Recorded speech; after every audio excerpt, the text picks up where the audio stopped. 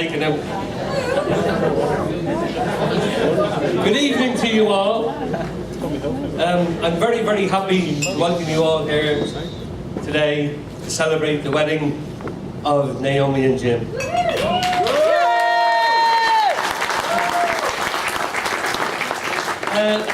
Before I start, I have been instructed to speak very, very slowly and clearly and very precisely due to the hard of hearing in our presence, the Scotsman in our presence. Where is he? There he is there, yeah? And my mother, who's already drunk. My missus told me she drank a bottle of Blue Nun and 3 bottles of Baby Sham on the way up in the car. Fair play to you, ma. We'll get our money's worth tonight. We'll be well gaggled tonight, ma. Anyway, I'd like to thank you all for coming here today to celebrate this very special, very, very special occasion. For those of you who don't know me, my name is Larry. I'm one of Jim's pals, and I drink pints of Guinness. What a wonderful day we've had so far. A lovely ceremony, and Naomi, you look absolutely stunning.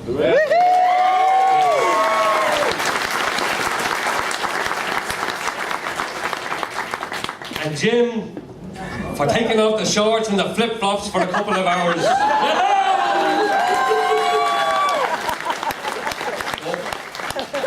Congratulations to both of you.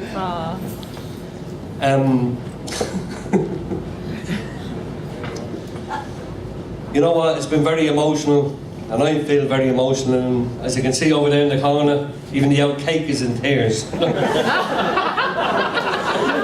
That was my 9-year-old daughter. She told me to throw that one in, Dad.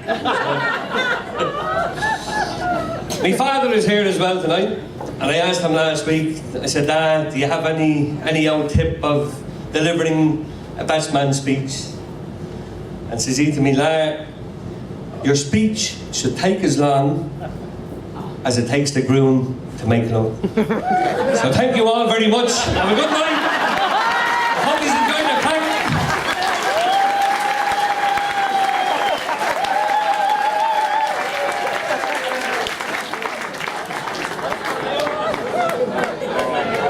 You know, and all joking aside now, they finally got married, and as the minister, she said today, for better or for worse.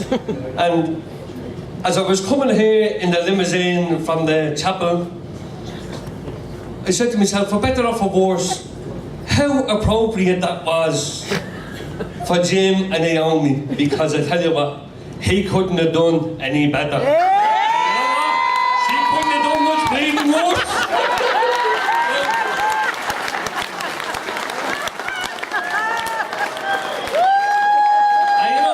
I can nearly read it now because it's starting to dry out. Jim's family are here from Ireland. His brother, his sister, and his mother Anne. She's looking lovely. And after the chapel today, I couldn't help but comment to Jim's mum when I spoke to her briefly how handsome he looked after he came out from the chapel. And she says to me, she says, Larry, I'm very, very surprised myself how handsome he is. So she said to me, he wasn't as cute as a children, you know. She says, I've had 9 children, and Jim was the only one that gave me, Jim was the only one that gave me morning sickness after he was born. She says, by the time I left the hospital, I was like Robin Hood. I could feed him from across the room with a slingshot. She was like that. She says, she was like them fellas on the telly that throw them out frisbee. She could feed him with a Farley's rush. Right into his mouth. 2 Farley's rush, Paddy, at a time. One in his lap and one in his mouth.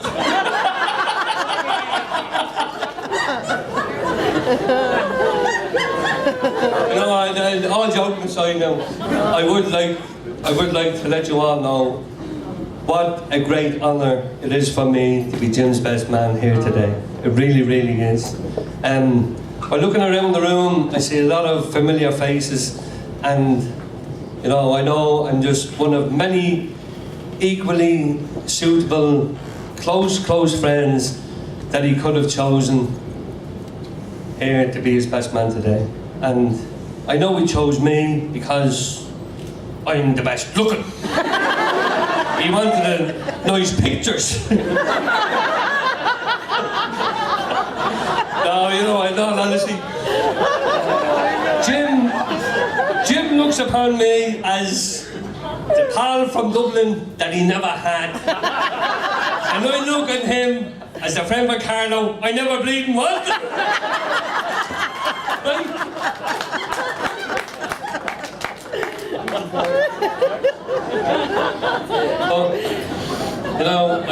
I'm sure each and every one of you, I look around here and there's a lot of people, and I'm sure each and every one of you have a story about Jim, about his generosity, and I really don't know of a man that leaves a more lasting impression than Jim.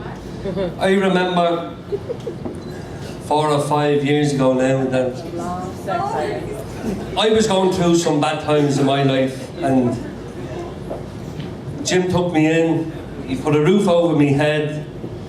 He gave me a pull-out couch in his kitchen and a bar fridge for a night table. It was home decor at its best. And it was during that time when Jim and I were living together. I don't know if he even remembers I lived with him. Because it was some hairy times for me, but it was during that time that I first met Naomi. Jim was telling me for weeks and weeks that I have to meet his beautiful girlfriend. And it was one evening, it's actually very coincidental, because it was one evening in August of 2007, it was a Saturday night, that myself and Jim went for a pint, and we met. It was my first time meeting Naomi, and she comes into the pub, and we had a nice evening, and we went back to our house. And if you can imagine, without making a long story out of this, I was living in the kitchen, sleeping, living the whole thing in the kitchen, and there was three doors: Jim's bedroom, the toilet, and Jason Cosgrove, who's here tonight, he was living with us too. His bedroom was on the left, so there was 3 doors, and we all went to bed, and it was about 2 o'clock in the morning, and I got up to go to the toilet. Instead of seeing 3 doors, I saw 12 doors. And I picked one of them, which I thought it was the toilet, and then I went, and I didn't have very many clothes on. I actually had no clothes on.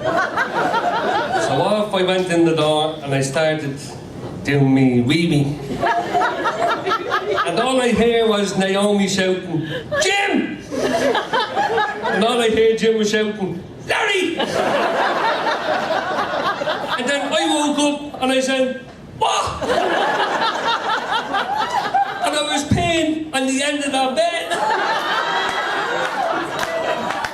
And I ran out the door and back into my bed and pulled the covers over my head.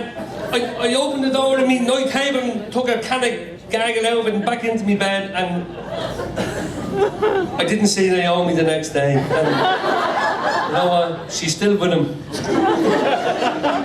So hopefully I don't do that again tonight. If I do that after this...